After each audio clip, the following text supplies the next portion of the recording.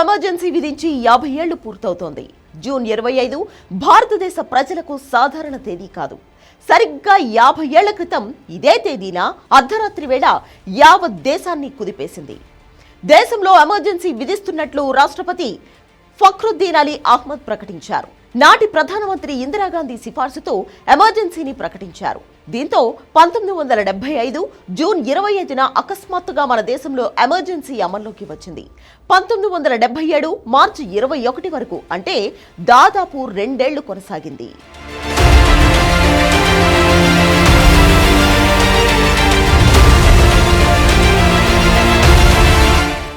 మాజీ ప్రధానమంత్రి ఇందిరాగాంధీ విధించిన ఎమర్జెన్సీ గురించి తెలుసుకోవాలంటే చరిత్రలోకి వెళ్ళాలి. ఇందిరాగాంధీ 1966 జనవరి 24న తొలిసారిగా భారత ప్రధానిగా బాధ్యతలు స్వీకరించారు. 1971 వరకు అంతా సాఫీగానే సాగింది. 1971లో జరిగిన లోక్సభ ఎన్నికల్లో ఉత్తరప్రదేశ్లోని రాయ్బరేలీ స్థానం నుంచి ఇందిరా పోటీ చేశారు. యునైటెడ్ సోషలిస్ట్ పార్టీ అభ్యర్థి రాజ్ నారాయణ్ పై 1,11,810 ఓట్ల తేడాతో ఆమె గెలిచారు. దీంతో ఫలితాన్ని కోర్టులో సవాల్ చేశారు రాజ్ నారాయణ్. ఈ ఎన్నికల్లో ఫలితాన్ని ప్రభావితం చేసేందుకు ప్రభుత్వ యంత్రాంగాన్ని ఇందిరాగాంధీ దుర్వినియోగం చేశారని ఆయన ఆరోపించారు. అలహాబాద్ హైకోర్టులో ఇందిరకు వ్యతిరేకంగా మొత్తం 7 అభియోగాలు నమోదయ్యాయి. ఎన్నికల ప్రతినిధిగా ప్రభుత్వాధికారి యశ్పాల్ కపూర్ ను నియమించుకోవడం, ఎన్నికల ప్రచార సభల స్టేజీల నిర్మాణం, లౌడ్ స్పీకర్ల ఏర్పాటుకు ప్రభుత్వ ఉద్యోగులను ఉపయోగించుకోవడం, ఓట్ల కోసం ఇందిర డబ్బులు పంచారని, బోగస్ ఓటింగ్ చేయించారనే ఆరోపణలు కూడా ఆయన చేశారు. ఇందిర ఎన్నికను సవాల్ చేస్తూ రాజ్నారాయణ్ కోర్టును ఆశ్రయించడం అప్పట్లో దేశంలో పెను సంచలనం సృష్టించింది.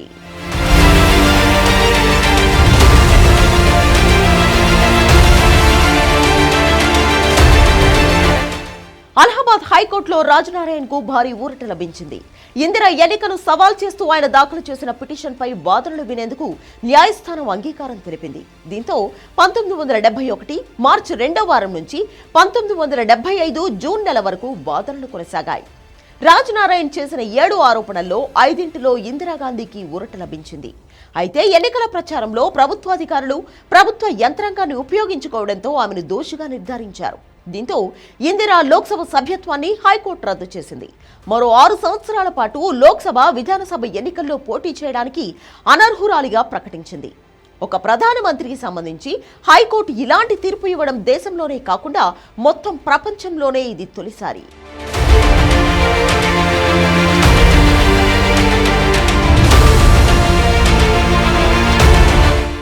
అలహాబాద్ హైకోర్టు తీర్పుతో షాక్కు గురైన ప్రధాని ఇందిరాగాంధీ వెంటనే సుప్రీంకోర్టును ఆశ్రయించారు. ఆమె పిటిషన్ను 1975 జూన్ 22న దేశ సర్వోన్నత న్యాయస్థానం విచారణకు స్వీకరించింది.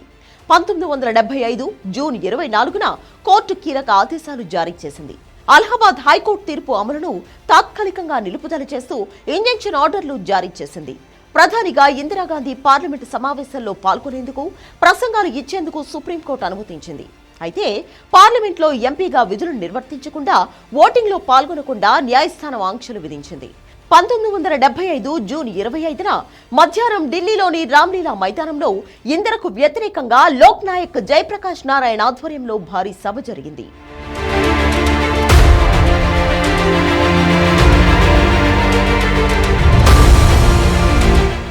1975 జూన్ 25న ఢిల్లీ వేదికగా కేంద్ర ప్రభుత్వానికి వ్యతిరేకంగా సభ జరిగిన వెంటనే నాటి ప్రధాని ఇందిరాగాంధీ సంచలన నిర్ణయం తీసుకున్నారు.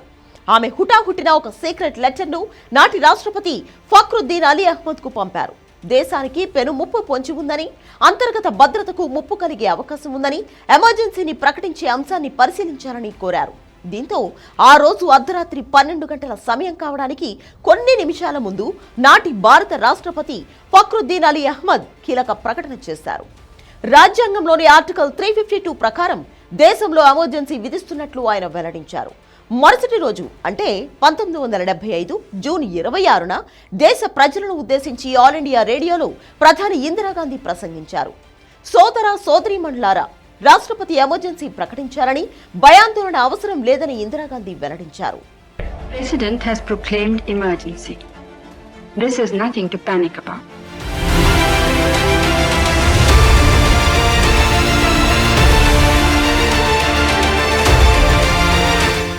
1975 జూన్ 30న maintenance of internal security act మిసాలో ఇందిరా సర్కార్ కీలక సవరణలు చేసింది. ప్రభుత్వ వ్యతిరేక నిరసనలు తెలిపేవారిని, మాట్లాడేవారిని విచారణ లేకుండానే నిర్బంధించవచ్చు అనే వివాదాస్పద అంశాన్ని ఈ చట్టంలో చేర్చారు. ఇక ఇదే సమయంలో దేశ ప్రజలకు చేరువయ్యేందుకు 1975 జూలై 1న 20 పాయింట్ల కార్యక్రమాన్ని ఇందిరాగాంధీ ప్రకటించారు. దీని ద్వారా దేశంలో ఆర్థిక, సామాజిక సంస్కరణలను సాధిస్తామని వెల్లడించారు. అదే రోజున అంటే 1975 జూలై 1న పౌర స్వేచ్ఛలను నిలిపివేస్తున్నట్లుగా సర్కారు ఓ ప్రకటన విడుదల చేసింది. పెళ్లబుకుతున్న ప్రజా నిరసనలను కట్టడి చేసేందుకు ఈ నిర్ణయం తీసుకుంది. 1975 ఆగస్టు 5 నుంచి నిరంకుశమైన మిసా చట్టం అమల్లోకి వచ్చింది. దీన్ని ఆసరాగా చేసుకుని ఎమర్జెన్సీ కాలం ముగిసే వరకు దేశవ్యాప్తంగా లక్షలాది మందిని ఎక్కడికక్కడ అరెస్ట్ చేసి జైళ్లలో పెట్టారు. రాజకీయ నాయకులు, విద్యార్థి సంఘాల నాయకులు, యువజన సంఘాల నాయకులు, విలేకరులు, మీడియా సంస్థల నిర్వాహకులను ఆనాడు ఇందిరా ప్రభుత్వం లక్ష్యంగా చేసుకుంది. ప్రభుత్వానికి వ్యతిరేకంగా గొంతు విప్పే వారిపై మిసాను ప్రయోగించారు. కాలక్రమంలో ఇక రాజ్యాంగంలోని ఆర్టికల్ 19 దేశ ప్రజలకు ప్రసాదించిన 7 హక్కులను నిలిపివేస్తూ 1976 జనవరి 9న ఇందిరా సర్కారు మరో ప్రకటన విడుదల చేసింది.